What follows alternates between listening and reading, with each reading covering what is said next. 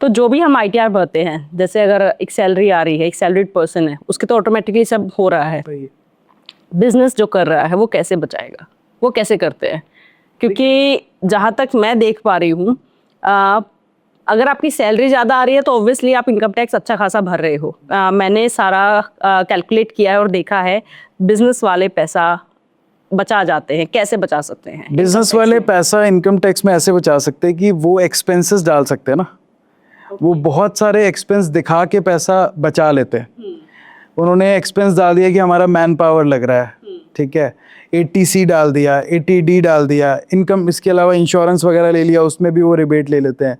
Even अगर एक businessman car भी लेता है तो उसमें भी वो खर्चा दिखा के इनकम टैक्स कम कर सकता है।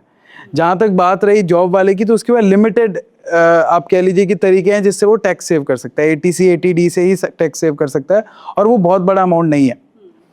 और ये कहने की बात है, मतलब हम कैमरा में ये बात बता रहे हैं कि और भी बहुत सारे ऐसे तरीके हैं जो एक बिजनेस वाला यूज़ करके टैक्स सेव कर सकता है, राइट। जैसे एटीसी एटीडी तो हमने आपको बताया।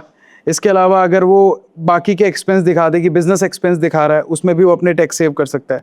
तो ये बात तो क्लियर है कि एक बिजनेसमैन के पास बहुत सारे तरीके हैं टैक्स सेव करने के, बजाय कि एक जो जॉब वाला है। क्योंकि अगर वो सारा पैसा जो भी उसके अकाउंट में आ रहा है वो तो काउंट हो रहा है इनकम टैक्स के नज़र में, तो जितना आ रहा है वो तो उसको दिखाना पड़ेगा। खर्चे वो दिखा नहीं सकता ज़्यादा, तो जहाँ वो खर्चे नहीं दिखा सकता तो वो टैक्स सेव भी उतने नहीं कर पाएगा।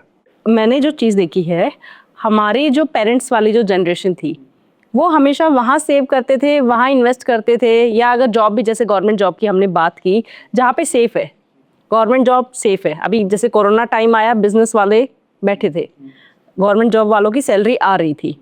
या इन्वेस्ट करने की बात है तो वो एफडी वगैरह, गोल्ड में इन्वेस्ट करना, इन सब में करते थे, जो कि सेफ है। लेकिन अगर मैं कमा रही हूँ पैसे, तो मेरा सबसे पहले होता है कि इन्वेस्ट कहाँ करना है।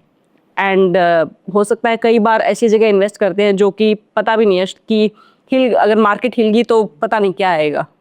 तो आपके हिसाब से क्या फ़र्क आया है हमारे पेरेंट्स की जनरेशन और हमारी जनरेशन में? हम इतने उत्सुक क्यों हैं पैसा इन्वेस्ट करने में, कमाने की बजाय?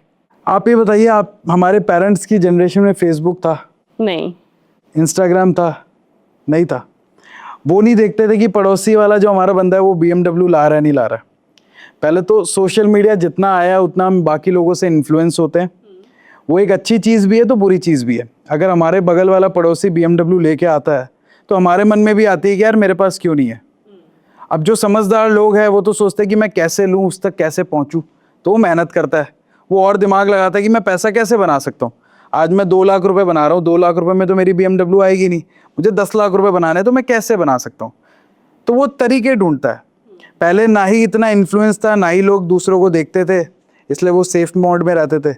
और जहाँ तक बात रही रिस्क की, तो आज ना लोगों के पास बहुत सारे ऑप्शंस है जहाँ से वो पैसे ज़्यादा बना सकते हैं। आज बहुत सारे ऐसे तरीके हैं जो, मतलब आज सुबह हमारे चैनल पे पॉडकास्ट के लिए एक ट्रेडर आए, वो ऑप्शन बाइंग करते हैं, ठीक है। ऑप्शन बाइंग बहुत रिस्की है। और आप क्या सोचते हैं 8,000 रुपये से कितना पैसा बन सकता है? उन्होंने एक ऑप्शन बाय किया जिसका प्रीमियम उन्होंने 8,000 रुपये पे किया। 8,000 रुपये से आप क्या सोच सकते हैं कि कितना पैसा बना सकता है बंदा? आप मुझे एक रैंडम गेस करिए कि 8,000 रुपये आप लगाओगे तो कितना पैसा बन सकता है? 80 लाख। 8,000 रुपये से 80 लाख तो नहीं बनाएंगे। मैं वही बता रही हूँ, आप जिसके सामने मैं बैठी हूँ उस हिसाब से मुझे बताना पड़ेगा, बिकॉज कमाने वाले कितना भी कमा सकते हैं। अगर हम नॉर्मल वैसे देखें तो 8,000 से तो। मैं एक सिंपल बेंचमार्क करता हूँ। अगर हम निफ्टी का बेंचमार्क ले या फिर हम म्यूचुअल फंड ले, तो 15% एक वन ऑफ द बेस्ट आप रिटर्न एज्यूम कर सकते हैं कि 15% अगर आप निकाल रहे हैं तो बहुत बढ़िया है। जहाँ तक आपने बताया रिस्क की बात है, गोल्ड में हमें कितना मिलता है? 8 से 9% का लास्ट 20 ईयर्स का एवरेज है कि हमें कैग मिला है, उसमें मतलब एनुअल रिटर्न मिला है जो व्यूअर्स देख रहे हैं। एफडी में कितना मिलता है? 6 से 7% का रिटर्न मिलता है ईयरली। अभी तो 9% हो रखा है। अभी 9% सब में नहीं है, कुछ कुछ दे रहे हैं, कुछ कुछ ऑप्शन है जहाँ पे आपको वो ज़्यादा होल्ड करके रखना पड़ेगा, उसमें मिलेगा आपको। लेकिन ऑप्शन बाइंग वाला 8,000 रुपये से आप ये समझिए 7 लाख रुपए उसने बनाए पर डे में। पर डे में, ये मैं पर डे की बात कर रहा हूँ। नहीं, मैं पर डे का नहीं बता रही थी, मैं पर डे का बता रहा हूँ। पर डे में उसने इतना पैसा बनाया है। तो रिस्क आज की डेट में बहुत, जहाँ पे भी, मतलब सिंपल सा रूल है, risk is directly proportional to your returns. जहाँ ज़्यादा रिस्क है वहाँ ज़्यादा रिटर्न है, जहाँ कम रिस्क है वहाँ कम रिटर्न है। सिंपल सा खेल है। अब ये डिपेंड करता है आपके मेरे पे, हर बंदा जो इस वीडियो को देख रहा है। एक बंदे के लिए 1 लाख रुपए कोई भी बड़ी चीज़ नहीं है, ठीक है।